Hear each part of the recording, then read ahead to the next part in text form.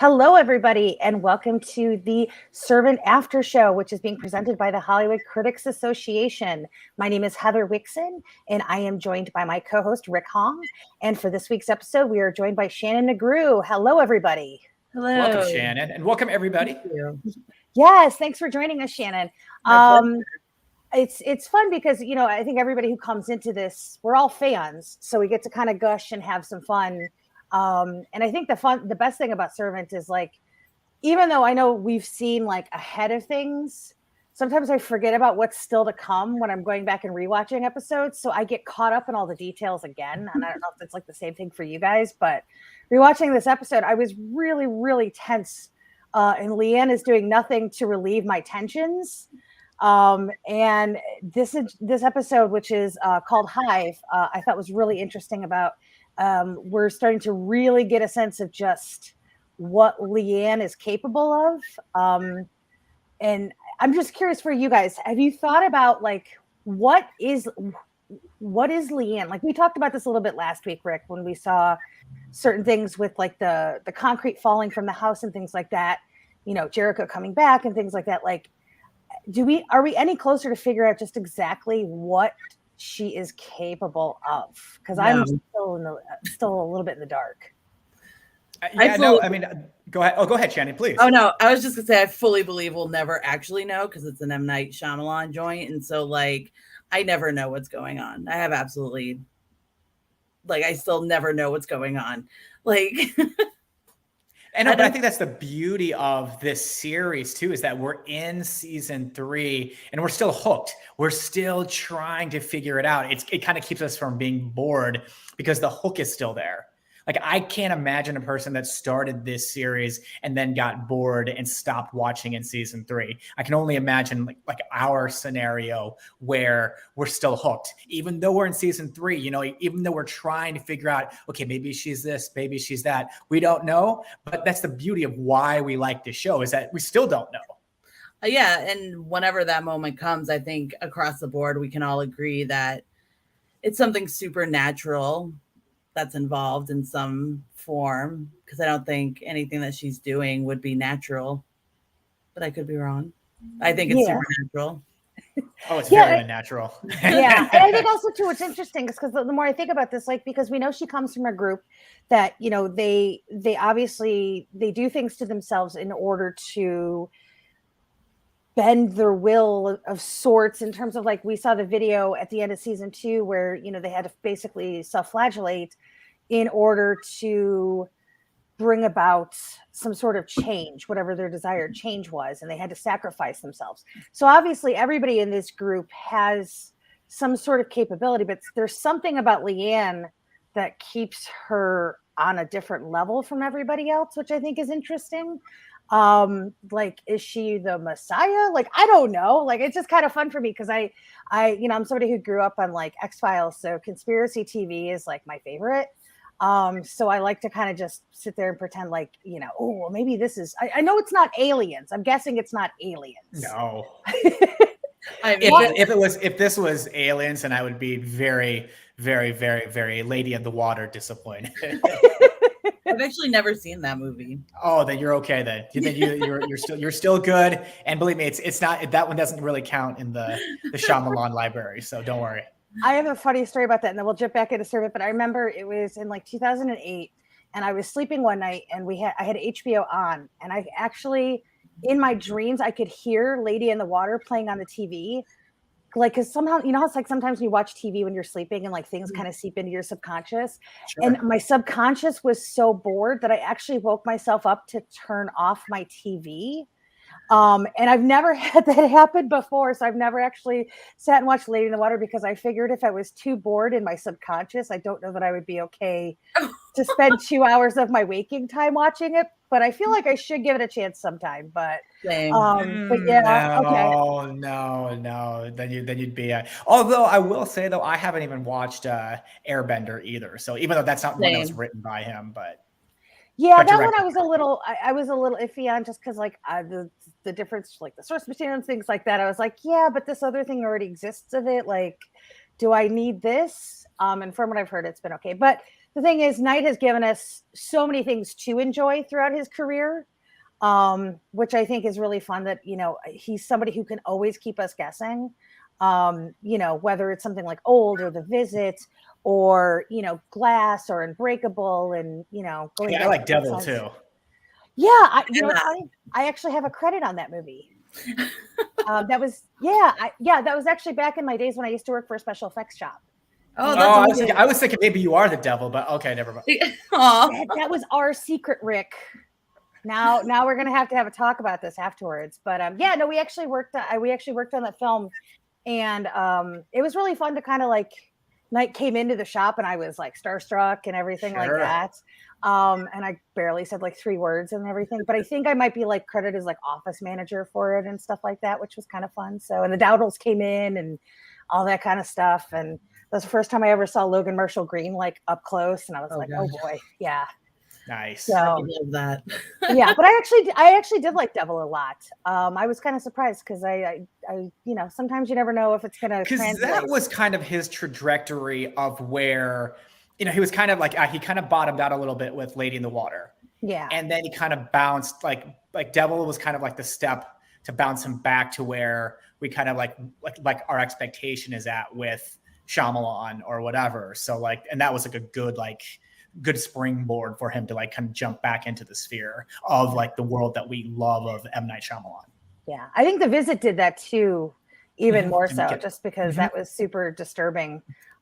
Just because I'm terrified of growing old and having Alzheimer's. So like you could pretty much throw anything at me in life, but I'm like, I don't want to be old and have Alzheimer's. That's like the one that's my worst fear. Like whatever else, fine, I'll deal with it. But if I don't have my mind, I don't feel like I have anything. So Sure.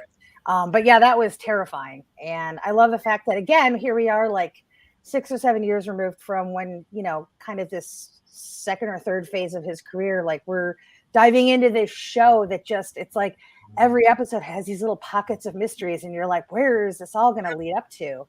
And then this one tonight was, or at least episode 2 was directed by his daughter. Yes. Ashana, like as you see in the credits and everything. So it's cool to kind of start comparing styles and looking. And, she's directed some of the other episodes before too. And second unit on Old. But just kind of cool to like see her name pop up there to kind of start trying to compare mom and father and daughter. Yeah, I really liked the way that she shot this because I felt like the way there was like an intimacy to how she was really framing Dorothy through a lot of this. Because of course, if you're watching this, you've probably watched the episode and, Dorothy decides she wants to have a mommy and me play dates with which is like the biggest nightmare ever. No offense to any mommies. The way I look at it though is, hey, public school's okay, right? Public school's okay. You don't need to be in this elite, prestige toddler school. Public school seems okay, right? After everything that happened in this episode. Yeah. I think though what it's interesting is I think it's, for everything we've seen Dorothy go through in the first 2 seasons, like you can see this is her first sort of strive towards normalcy where, she lives in an affluent neighborhood. These are things that these moms in this neighborhood do. And she just wants to be part of it. And you can see she's nervous about it. She's sort of giddy over it. And of course, for as much as she tries to say, it's about the baby, it really is about her. But I really love the way that Ajana brought the camera into Dorothy for a lot of this, because I think it really showcases just, again, we talked about this last week, how layered Lauren Ambrose's performance is, because I think for me, even that final shot. Yeah, the final shot is what I was thinking of. When she talks about feeling cursed, things are coming and it's all right there just in that single shot. I really like watching her try to go back to normal life as though nothing has happened in even what happened at the beginning of the first season with the baby. So I find it interesting that now we're seeing this turn of her where she really has to put that out of her memory and pretend like everything is great and fine in front of all these friends that really don't care. Because season 1, when it came to Dorothy, it was kind of everybody around her, like Sean and Julian, they're walking on eggshells because they know that there was the fake baby, and then the real one shows up and they still can't sit there and say because she doesn't notice it. She's just always seen a baby. So like they can't even sit there and say, you don't know the difference between the fake baby and then the real baby. So eggshells. And then in season 2, you know, he disappears. So then she's just angry and irate and where is my baby? So right, it's like this season, it's normalcy and kind of seeing how she operates outside the household, beyond Julian, beyond Sean, even beyond Leanne. Yeah, and I think that'll be like the huge issue is that I think Leanne's paranoia, which could be rightfully so, is going to clash with Dorothy's desire to go back to normal. Well, we saw that a little bit, you know, when, you know, Dorothy finally just kind of breaks towards at the end and she's like, Leanne, go upstairs. But what I think is interesting is kind of to talk a little bit sort of like Dorothy's state of mind. I actually don't believe Dorothy remembers anything from that day. I think she has buried it so deep within her that like she really doesn't think that there were ambulances and police cars at her house in the summer. Like she just, it doesn't register to her because she is pushed that whole day so far away from her like cognitive memories that like it never happened. And now that she has this baby, well, how could it even possibly have happened? Because here's Jericho, like this is the baby. And what I liked about that scene too was like they got so specific. It's like, you know, she's like, oh, in the wintertime, blah, blah, blah, blah, blah, blah. And we knew that all last season was shot in the winter because now it's like spring, I think, you know, but she's just like, no, but you mean, no, the summer, you know, so then you even know even before, because like we never really got to see that happen. You know, as we started the series, it was already the fake baby. So we never really got to see like what the weather was like, what the time of season and everything. So like the fact that the conversation's going back and forth and the other mother is like being very descriptive of the time period was great. To really kind of focus in on like, wait, do I remember that from last season? It's like, no, they're not talking about last season. They're talking about the very first incident. Yeah. Well, first season, they did have the flashback episode when Sean was shooting when he was off shooting the TV series. And you saw Dorothy and she was like in like shorts and like a tank top and it was hot. And that's kind of what happened with the baby and things like that. So we did actually kind of get to see that a little bit. And I think that was one of the reasons that like Dorothy kind of passed out because she was so hot and exhausted from the day. That's right. But here's the thing. There's so many little details in this show to keep up with. Sometimes it's like, the only thing I actually think I remembered is because I actually watched season 1, like back in December when I was going to start getting ready for season 3, because there's just, again, so many moving parts where I was like, okay, I probably need to go back and so much start time over. Between. Yeah. And honestly, probably when season 4 starts, I'll have to go back and just run through the gamut of it all again, just to kind of, because there's so many little puzzle pieces and you know, it's leading to stuff and all of it matters. So I can't wait till it leads to it, because I want to see it all unfold like in a big, chaotic, I don't even know, fire and brimstone. Yeah, I could go for a little fire and brimstone. But we talked a little bit, we sort of talked a little bit about the Mommy and Me play date. Mr. Smiley, Riley, Mr. Smiley. Hard pass. No, not a fan of that guy. I don't trust him to save my life. Even though like we know that he's not necessarily what Leanne was scared of, do we trust him? Because I don't trust anyone named Mr. Smiley. I feel like that's in the rule Riley's book. Yeah. Like you just, as soon as they were like, it's Mr. Smiley, I like noped out. I was like, no, thank you. I think that's the fun thing about this too, is because we're experiencing all of this through Leanne, especially this season. We're really in sort of this mindset of Leanne, where I don't trust anybody. Like if X-Files taught me anything, it's trust no one. And I'm curious for both of you, do you feel like, I don't even remember what the character's name was, but Noah's mom, who had to go up into Leanne's room and feed him. Do you think she really dropped the pacifier? Do you think she was really up there because she wanted to feed the baby, or was she up to something else? Because I can't tell. And I watched that sequence 3 times today and I can't tell if she pulled the binky out of her pocket and then grabbed it, or if it really was under the bed. And it's genius. It's so genius because it's making me guess like just how deep all of this goes. I think with that scene in particular, I've watched it, like 2 or 3 times. And again today, is that regardless, I mean, yes, it's important if it's just so, it's really suspect. Like, why is a woman in a like specifically her room in a place that she's never been to, supposedly? Like, why would you go upstairs into the nanny's room for a minute of like respite? Like, But did you ask your host, like, hey, is there somebody somewhere I could go feed my kid? Like, it's I don't either know, super manners? like, you know, the audacity of like really affluent people that just are like, I will go into whatever room I want, or it's just like something really suspect. Because I feel like to have such a small character impact a big scene like that, it would be weird if it wasn't. But it also could just be her mindset too, thinking, you know, paranoia. But I think she's suspect. Yeah. I mean, plus, yeah, it's like it's also a testament, like we were talking about earlier, of the directing. You know, it's like that subtle of like, yeah, where like trying to break the scene down and like how they edited and everything to like really make us think about, wait, is it? No, it was right there, right? No, wait, maybe it wasn't. It was in her hand, but then it was in her hand. Was it actually on the ground, or was it? Yeah, was it like?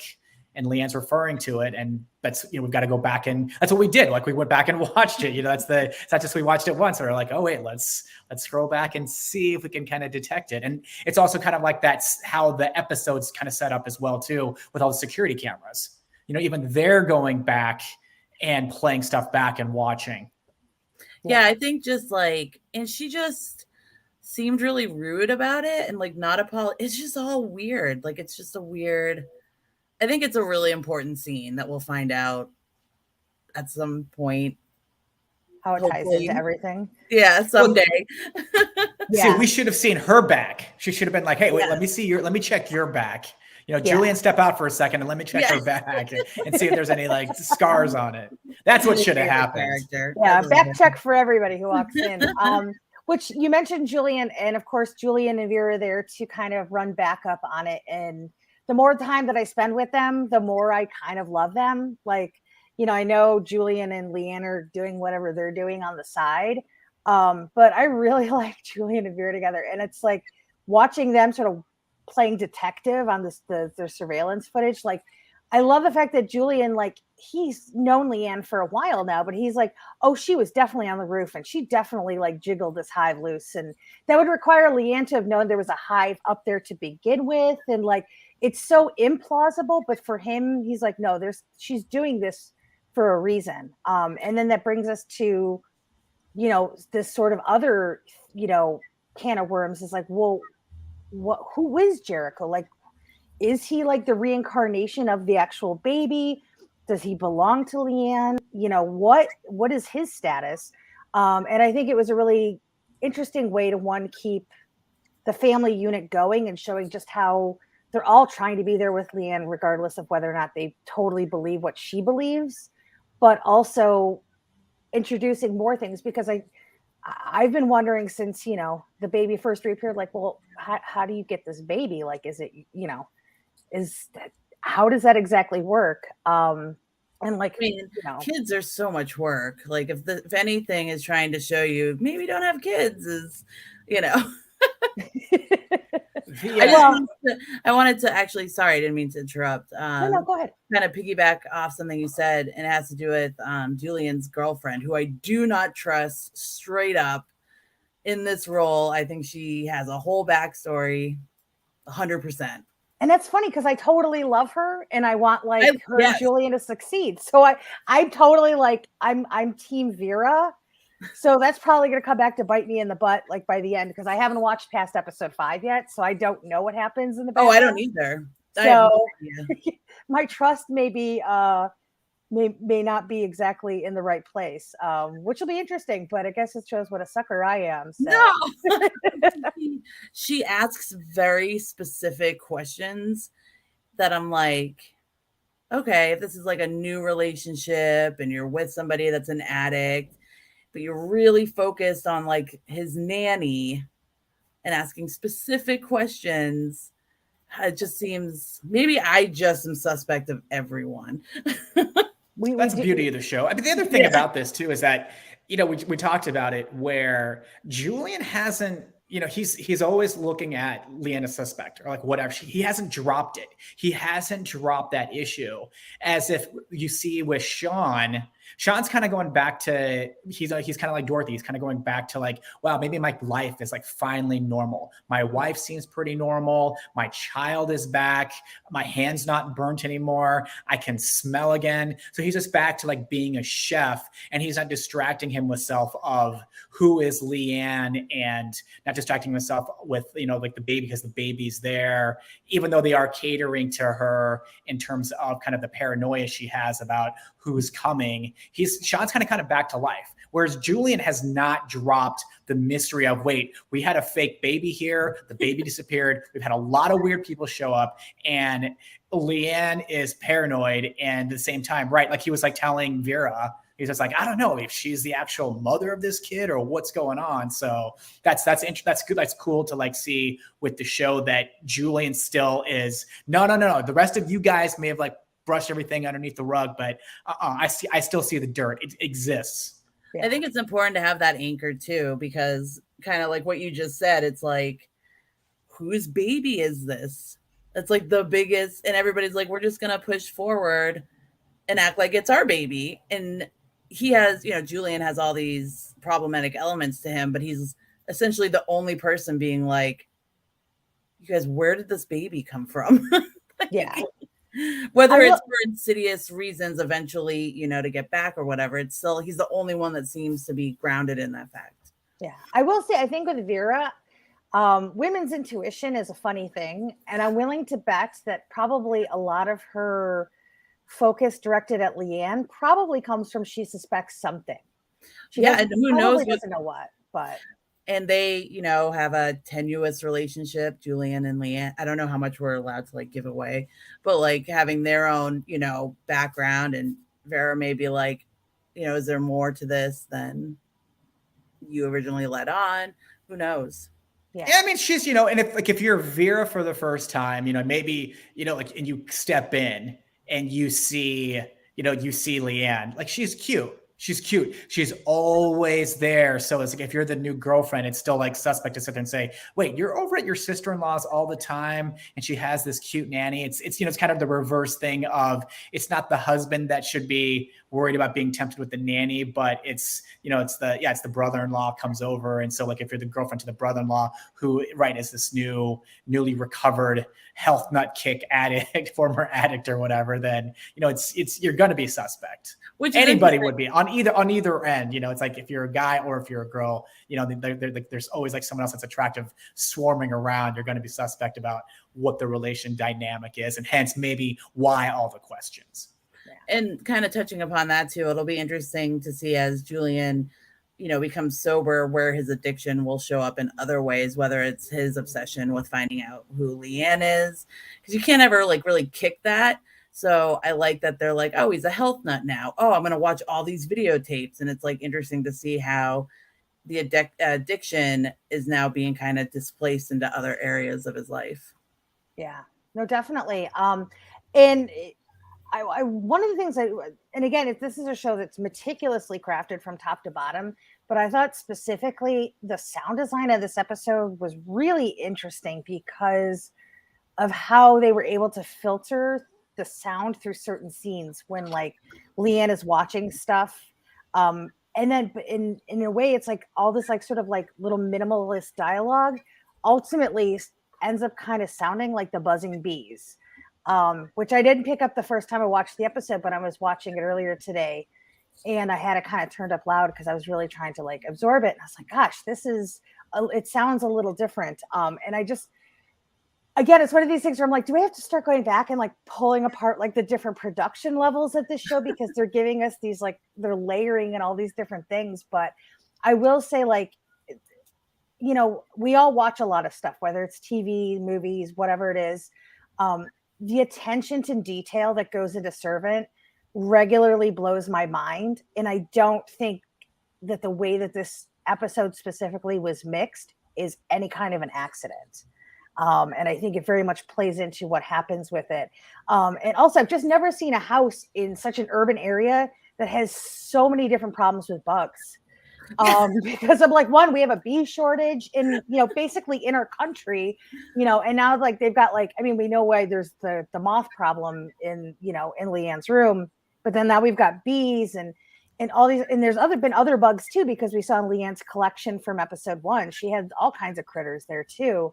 Yeah, I'm really interested. Like, is this like some sort of like, she can manipulate, like, because we know that Julian got attacked by seagulls in episode 1. Like, is she like a version of like Mother Nature where she can manipulate natural natural things and things like that and bring life about? Like, I'm really curious. But considering she couldn't wish the moth back to life in episode 1, I'm curious to see if like maybe she used all of her powers on Jericho and like she has to build them up again. I'm not sure. Is it like He-Man? Who knows? She's Candyman, it's just, ooh.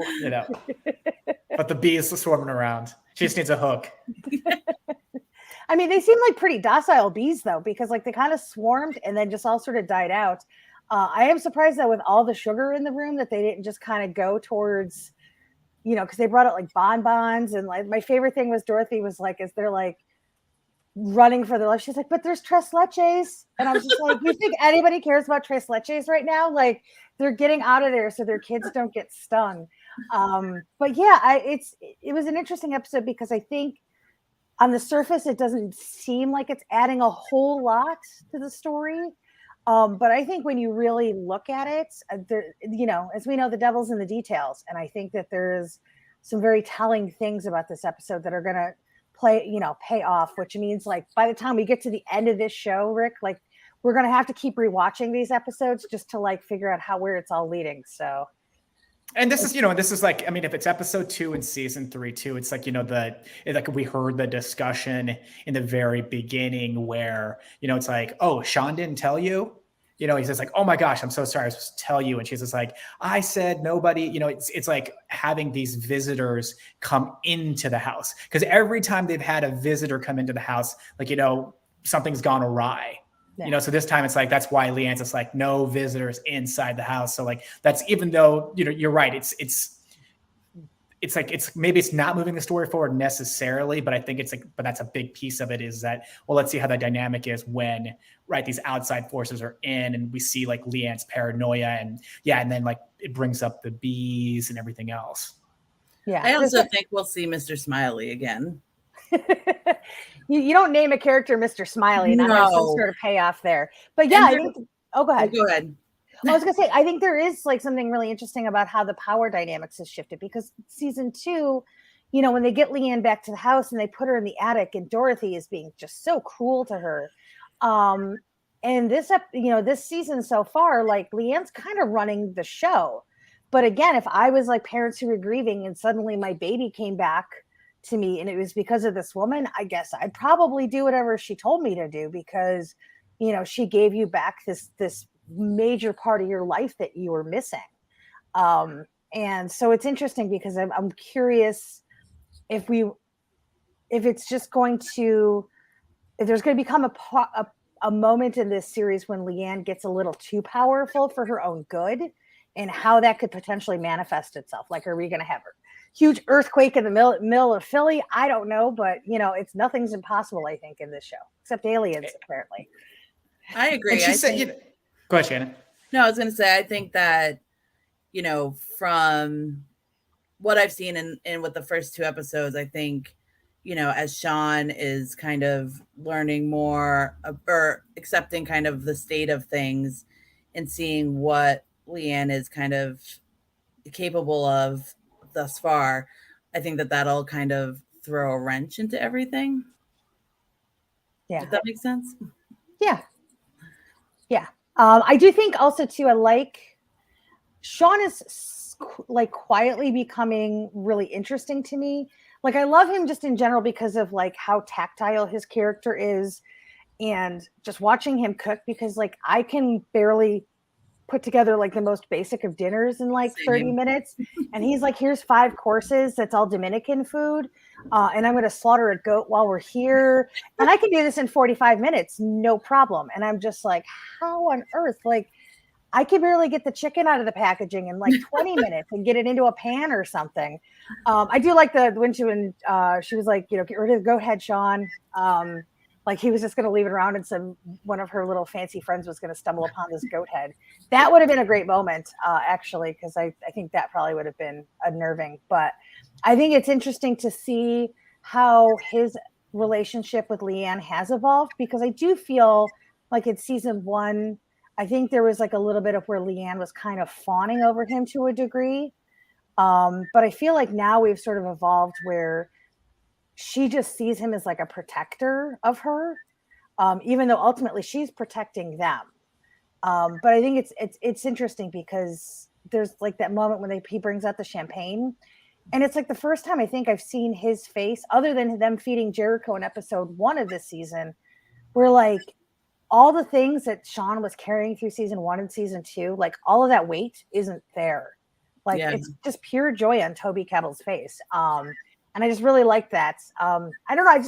It's for as complicated and as strange as these people are, like I just want good things for them. And I know they're not going to get good things because why would we be watching otherwise? But, right. You know? That's not the point of watching it, right? Yeah, we're not here to watch, you know, like a family comedy. Yeah. Good night, John Boy. no John Boy, I don't think. As we kind of wrap up this episode, because this was a little bit shorter than like last week. Last week was like about 35 minutes. This week was about almost 26, I think, you know, with the credits. How do you, like, as I talked about with Leanne's power dynamics, and we're sort of getting more and more sense of her frustrations with, you know, people not sort of listening to what she says and how she can manifest that. Like, how long until Leanne goes too far, I guess is my question. How many more episodes until Leanne crosses that line and suddenly things go from there's like doom and gloom and you know, sort of, you know, in a foreboding way to like, oh boy, we are in some big trouble. How many episodes? I mean, she was already starting to kind of crack, 10. Right? Like that we saw, I mean, with the knife, you know, and that's with inside the house. I was even talking about like outside the house yet. So that's what I'm saying. It's just like it feels like it could be coming right around the corner, and because we're only in episode 2, and you know we got to keep in mind too that there's been a few months since in their storyline or in their timeline since we saw them last. So like of them just constantly being in this house. So like I feel like it's coming. You know, we're slowly starting to like really that crack is getting bigger. Yeah. I think they'll probably ramp up the paranoia a bit more, but I could see it like really hitting its stride at like episode 7 or 8.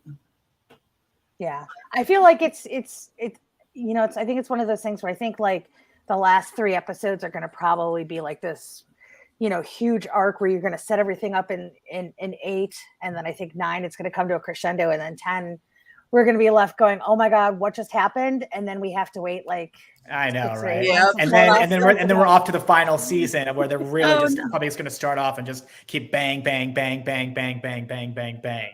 Are they filming that already? Has it started filming the last? I don't know if they've started filming yet. Probably not. Okay. So, but you know, they seem to turn these around pretty quickly. Yeah. So, but yeah, I mean, because it seems, I mean, I don't know about the bigger production aspect of it, but right, if you have just the kind of the people, because like 9 times out of 10, it's usually within the house. Yeah. So that kind of limits you're kind of able to kind of have some control with production when you have just that many people within the house, like knowing that the variables of the storytelling kind of takes place there versus like if you had all these other places or you have to invite like all these other characters or have all these different sets. Yeah, they really lucked out with just having like a singular primary location. Yeah, totally. Yeah. So, I think that kind of brings us sort of to the end of this episode. Is there anything else that you guys want to add other than, you know, it does not pay to bring over your nosy socialites neighbors for a play date? I think we've all learned a lesson there. Never hang out with somebody named Mr. Smiley. Good life lesson. Yeah, just across the board. Never. Hey, at least they have the camera system installed now. So yeah, and keep an eye on Mr. Smiley. How about for you, Rick? Oh, just I mean, with the end of it, I mean, it's I'm looking forward to the next episode and just kind of where this thing takes goes next. So Yeah, it is a ride. So it's like every time we talk about one of these, we start here, we go like up and down, and then next episode we'll be coming right back up and going up and down. So, but that's the fun of Servants. But yeah, so I think we've pretty much tapped into everything from episode 2. Rick, do you want to let everybody know where they can find you online? You guys can find me on all social media at Rickhom. It's like right. Yeah, it's right. Wait, here we go. It's right there. There you so go. that's where you can find me. All right. How about you, Shannon? You can find me on Twitter at Shannon_McGrew or on Instagram at Horror Design Chick. All right. And I am Heather Wixson. You can find me on Twitter at that address. I also meant you guys could plug your sites and things like that too. So, but yeah, so I'm the managing editor over at dailydead.com, and I also have a contributor at Fangoria. Rick, where's your work featured? HollywoodFirstLook.com. Great. Where you can see me, we can see me interviewing people in film and television. Excellent. And Shannon, how about you? I am the founder and co-owner of Nightmarish Conjurings, which you can find on all social media and nightmarishconjurings.com. Excellent. See, we have to hype everybody up. That's what we do. Last week, I totally forgot to even talk about myself. So I was like, this week we have to add these things in. So, but for those of you watching, thank you so much for tuning in. Rick, thank you so much for being back again this week. And Shannon, thank you so much for joining us. I'm sure we'll be seeing you in a few episodes again. Yes. Yeah, we'll have more mysteries to unravel. And so until next time, everybody, we will see you then. Bye. Bye.